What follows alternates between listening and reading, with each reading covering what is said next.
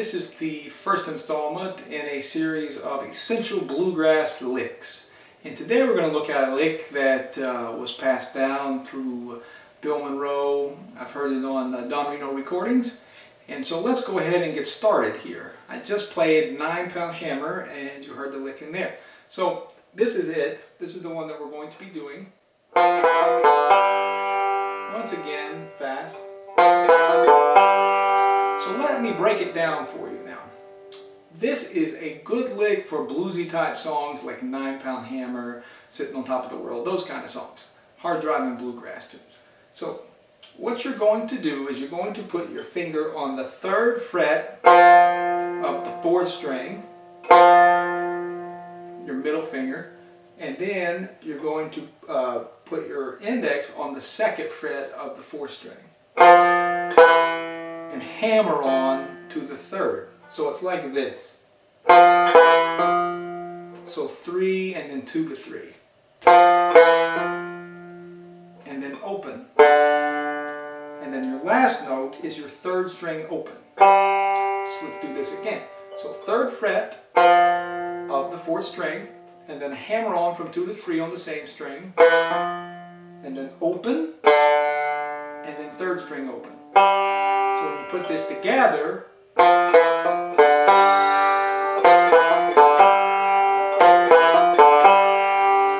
that is the lick. Now, I was just talking about your left hand. Now let's talk about the right hand. What am I doing with my right hand?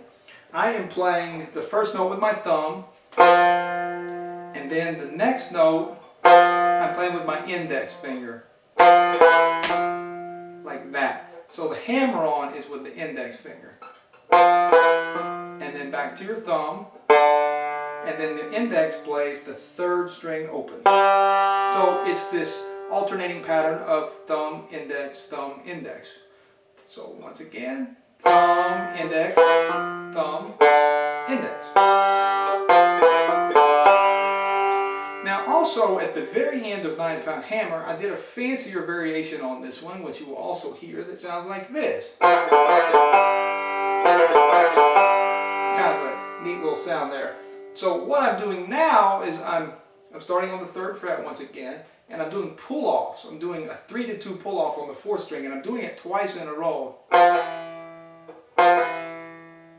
So let me take that back. So we're going 3 to 2 once, and then open, and then doing the whole thing again. So it's 3 to 2, open, twice, and then your 3rd string open. Also done by Bill Monroe and others. So let me put it back into the song so you can hear how this goes.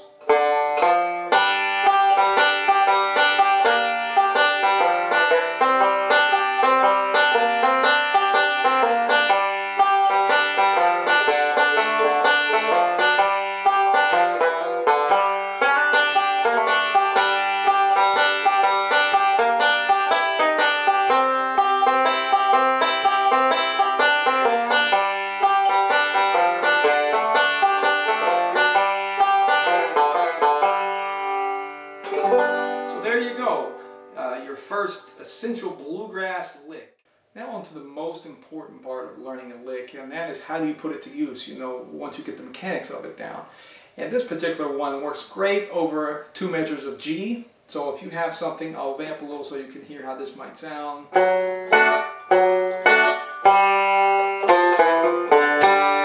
So what I'm doing here is I'm starting on beat 3 of the first measure of G. I'm going 1, 2, 3, 4, 1, 2.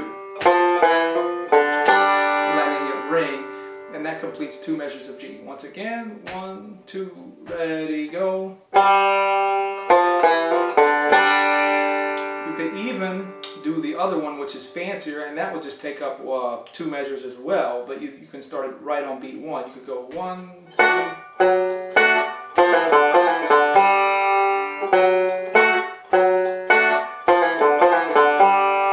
like one measure of G. So you have to know how to use the licks appropriately.